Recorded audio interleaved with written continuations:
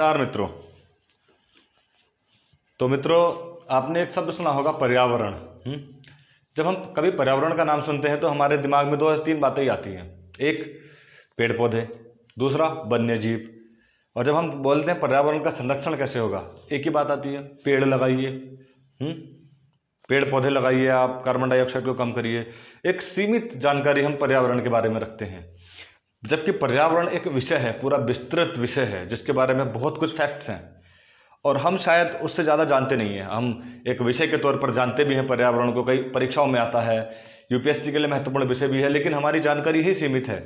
जैसे पर्यावरण का दिमाग में हमारे एक चेहरा आता है, जैसे हम पर्यावरण के बारे में सोचते हैं तो हमें पेड़ पौधे नज़र आते हैं, ओजोन लेयर नज़र आती है। हम उसको आइडेंटिफाई करें। जलवायु एक अलग विषय है, वन्य जीव एक अलग विषय है, और जो वन, वर्षा वन या अलग अलग तरह के वन, वो एक अलग विषय है। इसमें साइंस भी है, इसमें ज्योग्राफी भी है। इसको अगर हम अलग अलग आइडेंटिफाई करें तो शायद हम पर्यावरण की जड़ों को समझ पाएँ। इसके अंदर क्या क्या समाहित है, बैक्टीरिया से लेकर के बड़े जानवर तक इसमें समाहित है। पर्यावरण का संरक्षण क्यों महत्वपूर्ण है? आप देखते हैं लगातार हर साल गर्मी बढ़ती जाती है, बड़े संकट उत्पन्न हो जाते हैं। इसी तरह से अगर हाल रहा तो एक दिन जो नीचे के द्वीप हैं, नौरू, तुवालू, ऑस्ट्रेलिया के पास, फिजी, सब पानी में डूब जाएंगे। बांग्लादेश का डेल्टाई क्षेत्र अब समुद्र में डूबता जा रहा है। इन चीज़ों को रोकना बड़ा ज़रूरी है, और इसमें अगर कोई एक देश भी ज़रूरत से ज़्यादा कार्बन डाइऑक्साइड का उत्सर्जन कर देता है तो उसका प्रभाव सारे दुनिया पर पड़ता है। इन परिस्थितियों से निपटने के लिए तो ये ज़रूरी था कि सारे देश मिलकर बैठें और बैठ करके ये भी तय कर लें, आने वाला भविष्य को बचाने की भी एक नींव रखें। सस्टेनेबल जो हम विकास की बात करते हैं, सतत विकास, उसके अंतर्गत कुछ ऐसा ही है। हमारे पास सीमित संसाधन हैं और उन संसाधनों का हमें उतना ही उपयोग करना है कि आने वाली पीढ़ी भी इस्तेमाल कर सके। हरित अर्थव्यवस्था, भाई जब धरती के नीचे 500, सपोज करिए 500 किलो ही पेट्रोलियम है, आप उसको आज ही इस्तेमाल कर दोगे तो आगे क्या करोगे? इन्हीं विषयों पर बात करने के लिए कई संगठन बने, कई हमारी बैठकें हुई, कई सम्मेलन हुए, और उन सम्मेलनों से ही कुछ निर्धारित किया गया। बड़े बड़े देश औद्योगिकीकरण की नींव में लगे रहते हैं, औद्योगिकीकरण की वजह से इंडस्ट्री लगाते हैं, इंडस्ट्री से पॉल्यूशन होता है, और उस पर लगाम कैसे कसी जाए, उसका विकल्प क्या होगा, और विकल्प महंगा होगा या सस्ता होगा, क्योंकि हम देखते हैं कि जहाँ पर कम इन्वेस्टमेंट होता है उसको प्रभावी मानते हैं। ये भूल जाते हैं कि उसका प्रभाव पर्यावरण पर कितना खराब पड़ेगा। वो चीज़ ज़रूर सस्ती होगी, मेहनत भी कम होगी, परंतु वो कितना नुकसान इस पर्यावरण को देगी, हम उस पर गौर कभी नहीं करते। आज जब सारी संस्थाएं, सारे देश मिलकर एक जगह बैठते हैं और ये तय करते हैं कि हमें वनों को किस तरह से रोकना है, और साथ ही साथ हमें carbon dioxide, chlorofluorocarbon, hydrochlorofluorocarbon, nitrous oxide, इन सारी चीज़ों को कैसे रोकना है। सबसे पहले तो हम फैक्टर्स की बात करते हैं। हमारी ओजोन लेयर जिस पर छिद्र हो रहा था, दक्षिणी ध्रुव में, उत्तरी ध्रुव में तो पूरा गोल गोल पाया गया था।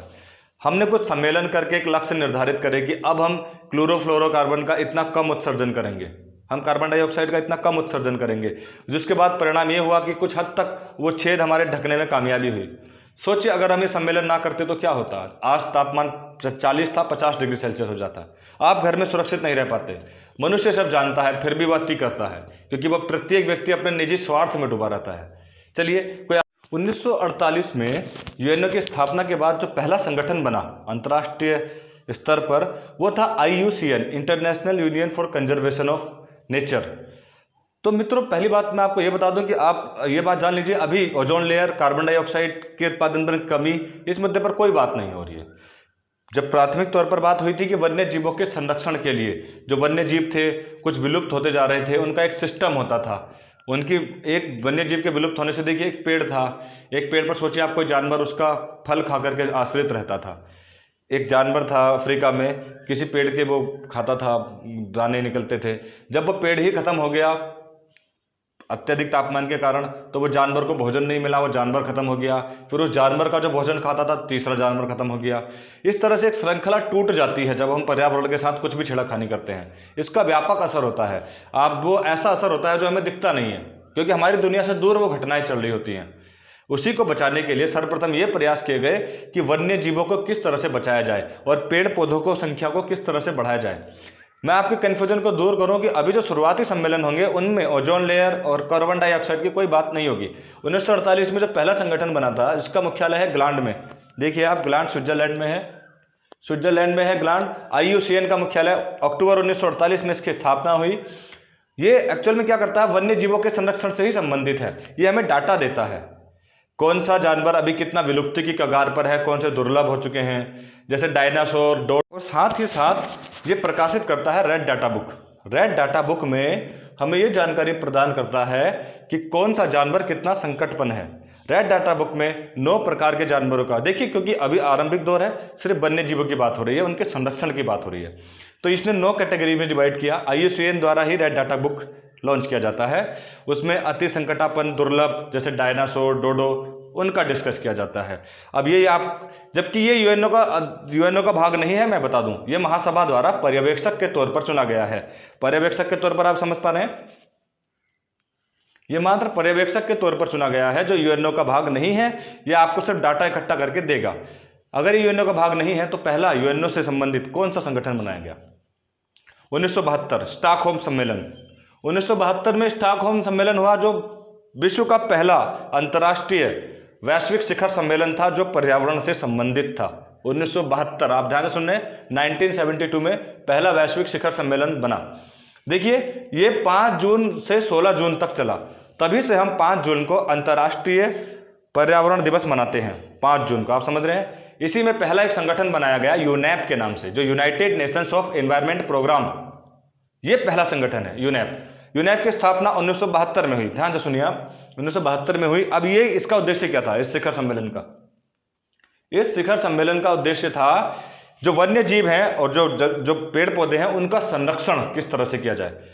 भाई आपने देखा IUCN की रेड डाटा बुक तो जानवरों के बारे में बताती है, उनको बचाने के लिए क्या किया जाए, ये वहां से शुरू हुआ। 1972 में वन्य जीव संरक्षण अधिनियम लागू किया गया। देखिए अभी कार्बन डाइऑक्साइड, ओजोन लेयर की कोई बात नहीं हो रही है, अभी सिर्फ वन्य जीव पर मामला टिका है। तो उसका असर देखिए भारत में भी हुआ। अगर आप भारत के आंकड़े भी देखेंगे तो 1972 में भारत में वन्य जीव संरक्षण अधिनियम पारित किया गया, देखिए आप चेक करके। उसी के बाद ही भारत में 1973 में टाइगर प्रोजेक्ट की भी शुरुआत होती है, और उसके बाद लगातार नए नए प्रोजेक्ट भारत में स्थापित किए जाते हैं। कोई एलिफेंट प्रोजेक्ट, कई तरह के, मतलब इसका एक विश्वव्यापक असर दुनिया में हुआ।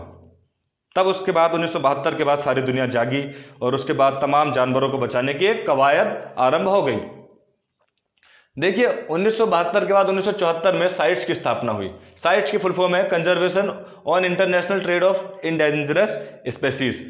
मतलब कि यह जानने की कोशिश की गई कि आखिर इन जानवरों की विलुप्ति का कारण क्या है। उसका कारण निकलकर यह आया कि जानवरों का अंधाधुंध शिकार होता है, उनके अंगों का तस्करी होता है, एक देश से दूसरे देश में बेची जाती है। मेन तो यही था ना, जानवरों का संरक्षण। 1972 के सम्मेलन में 1972 में तय किया गया कि एक ऐसा संगठन बनाया जाए जो इनकी जांच करे, इन पर रोक लगाए। तब 1974 के में अस्तित्व में आया साइट्स।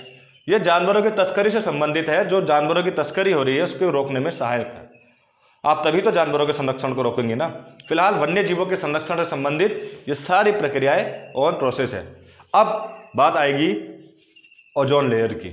भाई अभी तक तो वन्य जीव थे, पेड़ पौधे लगाइए, आप बिल्कुल लगाइए। मुद्दे की बात अब आएगी कि इन चीज़ों से लॉस किसका हो रहा है।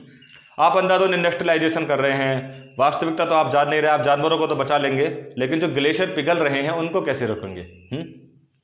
भाई जब डीप ही नहीं रहेंगे, अभी तक तो आप जानवरों पर असर देख रहे थे, पर धीरे धीरे समझ में आने लगा इसका सीधा प्रभाव मनुष्य पर भी पड़ रहा है। बस्तियां वीरान हो जाएंगी अगर इन पर रोकथाम नहीं लगाई गई। 1987 में तभी एक प्रोटोकॉल स्थापित किया गया, मॉन्ट्रियल प्रोटोकॉल। जरूरत पड़ गई। मॉन्ट्रियल प्रोटोकॉल के तहत क्या कार्य किया गया? मॉन्ट्रियल प्रोटोकॉल के तहत सारे देशों को इकट्ठा किया गया और उनको यह बताया गया कि ओजोन लेयर में हो रहे लगातार छिद्र से कितना दुष्प्रभावी परिणाम आने वाला है। मॉन्ट्रियल प्रोटोकॉल परीक्षा में अक्सर आपसे पूछा जाता है। यह महत्वपूर्ण भी है, क्योंकि मॉन्ट्रियल प्रोटोकॉल में ही पहली बार ओजोन लेयर को बचाने की कवायद शुरू हुई। तब यह बात समझ में आई। इससे पहले वन्य जीव आप देख रहे थे। अब मुद्दे की बात आई कि ओजोन लेयर को कैसे रोका जाएगा। तो मॉन्ट्रियल प्रोटोकॉल, मॉन्ट्रियल कनाडा में पड़ता है। 1987 में ये बनाया गया और इसके डाटाज अगर आप नोट कर रहे हैं तो आप नोट करते जाइए, आपको सामने स्क्रीन में वो नजर आ रहे होंगे। मॉन्ट्रियल प्रोटोकॉल के अंतर्गत 16 सितंबर को इसी प्रोटोकॉल के तहत विश्व ओजोन दिवस मनाया गया। आप मनाते हैं विश्व ओजोन दिवस 16 सितंबर 1987 को। अब यहाँ से एक सिलसिला शुरू हुआ कि जो ओजोन लेयर है उसको प्रभावित करने वाली कौन सी गैसेज हैं। सबसे ज़्यादा तो क्लोरोफ्लोरोकार्बन है, जो हमारे रेफ्रिजरेटर से, एयर कंडीशनर से निकलती है, आपकी जानकारी के लिए बता दूं। हाँ, नाइट्रस ऑक्साइड, जो आपके जेट विमान उड़ते हैं ना, नाइट्रस ऑक्साइड वो जिम्मेदार है। ठीक, उसके अलावा भी कार्बन डाइऑक्साइड जो माना था अपरागम्य है, ऊपर आ तो जाती है लेकिन वापस नहीं जाती। पृथ्वी पर सबसे ज़्यादा तापमान बढ़ाने के लिए तो कार्बन डाइऑक्साइड को ही जिम्मेदार माना जाता है। चलिए, अब इनके लिए 1992 में कैसे कमी की जाए, एक और शिखर सम्मेलन हुआ जिसको पृथ्वी सम्मेलन के नाम से जाना जाता है। रियो डी जेनेरियो में ये हुआ। उससे पहले मैं आपको बता दूं, 1987 के मॉन्ट्रियल प्रोटोकॉल के बाद 1988 में WMO और यूनेप ने मिलकर के IPCC की स्थापना की, international inter government panel on climate change. WMO plus UNEP, IPCC की स्थापना की। यहाँ से क्लाइमेट चेंज का एक मुद्दा आया। जब आपने मॉन्ट्रियल प्रोटोकॉल में देखा कि ओजोन लेयर में छिद्र होने से तापमान बढ़ रहा है, क्लाइमेट चेंज हो रही है, तो इसकी स्थापना की गई। ये कई वैज्ञानिकों का एक गुट है जो बताता रहता है आपको कि क्लाइमेट चेंज के क्या प्रभाव हैं, किस तरह से आंकड़े बढ़ रहे हैं और क्या हमें करना चाहिए, ये बनाया गया। बात करते हैं 1992 के रियो डी जेनेरियो सम्मेलन की, पृथ्वी सम्मेलन। इसमें क्या बात की गई, इसमें 21वीं शताब्दी, आने वाले शताब्दी के लिए कुछ लक्ष्य निर्धारित करे गए और कहा गया कि आप पर्यावरण को रोकने के लिए, क्लाइमेट चेंज को रोकने के लिए क्या कर सकते हैं। तो ये बात निकल कर आई। देखिए, जो विकासशील देश है वहाँ डेवलपमेंट की आवश्यकता है, भुखमरी है, गरीबी है, जनसंख्या है। जब तक आप जनसंख्या पर नियंत्रण नहीं करेंगे, आप कैसे आप यकीन करेंगे कि जंगलों का कटान नहीं होगा। आशियाना बनाने के लिए जंगल काटना पड़ेगा और आपको जनसंख्या पर इसलिए नियंत्रण रखना पड़ेगा। मनुष्य की संख्या इतना भी ना बढ़े कि अंधाधुंध दोहन शुरू हो जाए। जनसंख्या नियंत्रण, गरीबी, भाई औद्योगिकीकरण क्यों होता है? लोगों को रोजगार देने के लिए। आप विकासशील देशों से कहेंगे कि आप पर्यावरण को बचाइए, उन पर जिम्मेदारी थोप देंगे, तो वो तो वैसे ही गरीब हो जाएंगे, रोजगार ही खत्म हो जाएंगे। इसलिए क्या निर्धारित किया गया, विकसित देशों से कहा गया कि आप इसमें हिस्सेदारी निभाइए, आप विकासशील देशों को सहयोग करिए, पूंजी उदारवादी करिए। अगर आप उनको सहयोग नहीं करेंगे, आप उनको सहयोग नहीं करेंगे तो वो विवश हो जाएंगे। भाई जड़ पर बात की गई 1992 में कि जो पर्यावरण को बचाने के उपाय हैं उनमें गरीबी और जनसंख्या, इनको पहले नियंत्रण में लाइए, लोगों की आर्थिक और सामाजिक दशाओं में सुधार करिए। अगर ये सुधर गए तो वास्तविकता से हमारा पाला पड़ेगा और शायद तब हम पर्यावरण की बात करें। रियो डी जेनेरियो में इन एजेंडा 21 की बात की गई। FCC 1992 में बना था लेकिन 1994 में अस्तित्व में आया। इन देशों के संगठन ने कहा कि हमें प्रत्येक वर्ष समीक्षा करनी होगी क्लाइमेट चेंज पर, प्रत्येक वर्ष एक मीटिंग करनी होगी। कॉन्फ्रेंस ऑफ पार्टीज को COP कहा जाता है, COP। प्रत्येक वर्ष इनकी एक मीटिंग होती है जिसमें COP 3 बड़ा प्रमुख है। COP 3 आप समझ रहे हैं COP 3 के बारे में? COP 3 क्योटो प्रोटोकॉल है, यानी कि 1995 में पहला COP हुआ जो हुआ बर्लिन में, ध्यान से सुनिए, बर्लिन में, जर्मनी की राजधानी। 1997 में जापान के क्योटो में एक प्रोटोकॉल हुआ। देखिए आप, UNFCCC, United Nations framework on conference on climate change. ये बहुत महत्वपूर्ण है, इसकी फुल फॉर्म भी आप नोट कर लीजिए अगर आप नोट कर रहे हैं तो। COP 1 बर्लिन में। अब 1995 में पहला COP 1 हुआ था। 1997 का COP 3 बड़ा प्रसिद्ध है, पृथ्वी 5 सम्मेलन भी कहा जाता है। 1992 का पहला था तो 5 साल हो चुके थे इसे। ठीक, इसमें क्या लक्ष्य निर्धारित किया गया? इसमें कहा गया कि 1992 में आपने कहा था कि आप क्लाइमेट चेंज के लिए कुछ फैक्टर्स को कम करेंगे, तो कहा गया जो विकसित देश हैं वो तय करिए कि आप कितना कम इन गैसेस का उत्सर्जन करने वाले हैं, यानी कि वही जो ग्रीन हाउस को इंपैक्ट करती हैं, क्लोरोफ्लोरोकार्बन, कार्बन डाइऑक्साइड और ये गैसें। तो एक टारगेट दिया गया, यूरोप को 8% कम करना है, अमेरिका को 7% कमी लानी है, जापान को 6%, चीन, रूस और भारत को 5.2%। चूंकि उस दौर में चीन इतनी बड़ी अर्थव्यवस्था नहीं था, ज़्यादा इंडस्ट्रियलाइज तो वहाँ पर नहीं हुआ था, जिस वजह से उनके लक्ष्य कम रखे गए। इसकी नाराजगी भी थी। देखिए, अमेरिका ने इस क्योटो प्रोटोकॉल को मानने से इनकार कर दिया। अमेरिका, रिपब्लिकन पार्टी वहाँ पर हुआ करती थी, जॉर्ज W बुश तब राष्ट्रपति हुआ करते थे। इंडस्ट्रियलाइजेशन की इस दौड़ में कई देशों से प्रतिस्पर्धा थी, जिस वजह से इन लोगों ने मानने से इनकार कर दिया। परंतु उसके बावजूद बाकी देश स्वीकार कर गए। बाकी देशों ने एकजुटता बनाए रखी और इसको आरंभ करने की पहल करी, परंतु फिर भी यह अस्तित्व में नहीं आया। क्योटो प्रोटोकॉल को एक लंबा दौर लगा लागू होने में। अमेरिका जैसा मॉनिटर देश जो सारी दुनिया को ऑर्गेनाइज कर रहा है, उसके ना कहने के बाद बड़ी समस्या हो गई थी। लक्ष्य निर्धारित किए गए थे, लक्ष्य की पूर्ति कैसे की जाए और इनके बिना पर्यावरण को बचाया कैसे जाए। तो 2005 में 16 फरवरी 2005, उससे एक साल पहले रशिया ने इस क्योटो प्रोटोकॉल को अपनाया। तब रशिया का अमेरिका से ही लिंक हुआ करता था। तो 16 फरवरी 2005 से क्योटो प्रोटोकॉल पूरी तरह लागू हो गया, पूरी तरह लागू हो गया। और ये लागू करने वाला पहला देश न्यूजीलैंड था। देखिए न्यूजीलैंड ने क्या किया, मैं आपको बताता हूँ। न्यूजीलैंड ने कार्बन टैक्स लगाना शुरू कर दिया। कार्बन टैक्स क्या मतलब था, उन्होंने काम किया, उन्होंने कहा कि जो हरित प्रोजेक्ट लगाएगा, जैसे सोलर ऊर्जा, पवन ऊर्जा, जो इनका इस्तेमाल करेगा वो संसाधन सस्ते कर दिए। पेट्रोलियम, कच्चा तेल, जीवाश्म ईंधनों का जो रेट है वो महंगा कर दिया। अब करिए आप इस्तेमाल। मतलब ये कि हरित जो हमारे रिन्यूएबल सोर्स हैं उनको सस्ता कर दिया, और नॉन रिन्यूएबल जिनको हम दोबारा रिन्यू नहीं कर सकते, जो पर्यावरण के लिए हानिकारक हैं, उनको महंगा कर दिया। तो कार्बन टैक्स इस तरह से उन्होंने लगा दिया कि आप लेना चाहते हैं तो लीजिए, आप अगर इंडस्ट्री खोलना चाहते हैं तो खोलिए, लेकिन इन शर्तों के साथ। तो न्यूजीलैंड की इस पहल का सारी दुनिया में स्वागत हुआ, सबने इस पहल को आजमाया।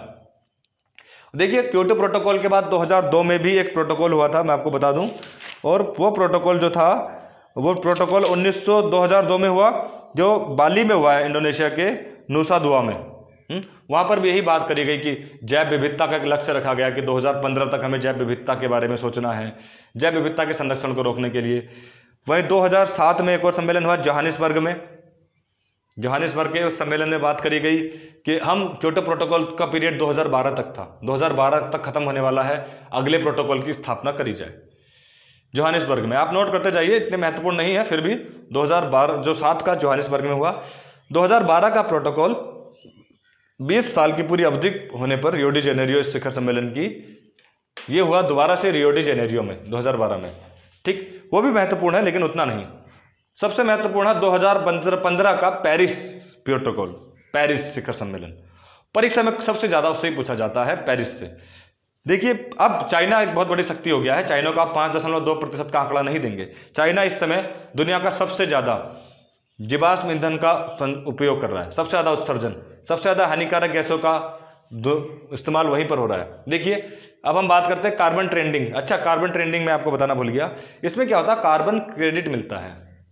आप किसी इंडस्ट्री को कहेंगे कि आपको इतने की लिमिट, आपको आपने कहा कि जितना वो उत्पादन करता है 100 टन कार्बन से ज़्यादा आपकी प्रोड्यूस नहीं होनी चाहिए, कार्बन मोनोऑक्साइड या CO2, और अगर बदले में वो 80 टन प्रोड्यूस करता है तो 20 टन वो दूसरे देश को बेच सकता है, किसी भी कंपनी को बेच सकता है, उसके बदले उसे पैसा मिलेगा। और अगर कोई 100 टन की जगह पर 120 टन करता है तो उसको वो हर्जाना भुगतना पड़ेगा। इसको कार्बन ट्रेडिंग कहते हैं। कुल मिलाकर के समझ रहे हैं आप, ऐसा देशों ने किया अपने देश की व्यवस्था को मजबूत करने के लिए। ठीक, पेरिस सम्मेलन की बात करते हैं जिसको COP21 भी कहा जाता है। 1997 में COP3 था, आप ध्यान से सुनते जाइए, ये COP21 है। ये 2019 में 2015 में लागू हुआ पेरिस COP21। आप लगा लीजिए 1995 में पहला हुआ था बर्लिन में। तो COP21 में क्या किया गया, 2020 को इन्होंने टारगेट करा, 2020 तक ये 55 देशों पर 55% जीवाश्म ईंधनों के उपयोग की बात आ रही थी, कि जो 55% हानिकारक तत्व को पहुंचा रहे हैं पर्यावरण में, वो दुनिया के 55 देश हैं। उनके हस्ताक्षर अनिवार्य रूप से चाहिए थे। ये पहला शिखर सम्मेलन है जो सार्वभौमिक किया गया, सारे देशों को इकट्ठा करके बताया गया कि इन विषयों पर काम करना है। पहला शिखर सम्मेलन, मतलब अभी तक देख रहे थे आप, अमेरिका राजी नहीं होता था, रशिया राजी नहीं होता था। वो उनको लगता था कि आप चाइना को 5% का आंकड़ा दे रहे हैं, 5% आप चाइना को रख रहे हैं, जबकि चाइना तो बहुत ज़्यादा उत्पादन कर रहा है, सबसे ज़्यादा तो नुकसान चाइना कर रहा है, आप उसको ढील दे रहे हैं, नाराज होते थे। लेकिन 2015 में पेरिस शिखर सम्मेलन में सारे देशों को एकत्रित किया गया और उनसे ये कहा गया कि आप 2 डिग्री सेल्सियस तापमान का लक्ष्य रखिए, 2030-35 तक 2 डिग्री सेल्सियस तापमान कम करना है और 1.5 डिग्री सेल्सियस तक सीमित रख देना है, उससे नीचे तापमान करना है। यानी कि क्लाइमेट चेंज पर बहुत बड़ी बात कि तापमान जो वृद्धि हो रहा है, जिससे ग्लेशियर पिघल रहे हैं, उनको रोकना है। तो आप ये लक्ष्य निर्धारित करिए। जो अब देखिए क्योटो प्रोटोकॉल में क्या था कि विकसित देशों को ये जिम्मेदारी दी गई थी कि विकासशील देशों को मदद करिए, ठीक। लेकिन यहां पर क्या कहा गया, यहां पर कहा गया सारे देश, हालांकि एक बाध्यता तो बना दी थी कि करना ही पड़ेगा, लेकिन किसी के बीच में आड़े नहीं आना था। मतलब कोई देश दूसरे देश के लिए बाधक नहीं बनेगा। अब ये तो सारे देश मिलकर तय करेंगे ना, और ये पहली बार ऐसा हुआ। पेरिस शिखर सम्मेलन इसलिए महत्वपूर्ण है, जहाँ पर यह बात करी गई, महत्वपूर्ण उद्देश्य ये था तापमान को 2 डिग्री सेल्सियस तक कम करना। उसके लिए क्या किया गया? फिर वही बात, विकासशील देशों का क्या होगा, मुद्दे की बात तो यह है। तो ये कहा गया कि जो अल्प विकसित हैं या विकासशील हैं उनको 100 बिलियन डॉलर यानी कि 10 करोड़ डॉलर विकसित देशों की तरफ से दिए जाएं, तभी वो लक्ष्य को प्राप्त कर पाएंगे। अन्यथा आप बातें ही करते रह जाएंगे, आप कहते रहेंगे कि ऐसा करिए, आप विकासशील देशों पर थोपेंगे, वो कर नहीं पाएंगे। अगर वो ऐसा करेंगे तो वहाँ पर गरीब लोग मर जाएंगे। तो बहुत सारी चीज़ें काम करती हैं। ये था पेरिस प्रोटोकॉल। अभी COP25 हुआ मैड्रिड में, वो फेल हो गया। 2019 में हुआ था। अब आपका काम ये है कि आपको COP25 के बारे में पढ़ना है और मुझे कमेंट बॉक्स में लिख के देना है कि उसमें क्या हुआ था। बहुत बड़ा मुद्दा है। अगर आपने इतना पढ़ लिया, अगर ये वीडियो पूरा पढ़ लिया, तो आपको बहुत कुछ समझ में आ गया होगा। अब आपको यही काम मैंने दिया है। आपको ये वीडियो कैसा लगा आप मुझे ज़रूर बताइए, और वीडियो को शेयर और सब्सक्राइब जरूर कर दीजिए। धन्यवाद।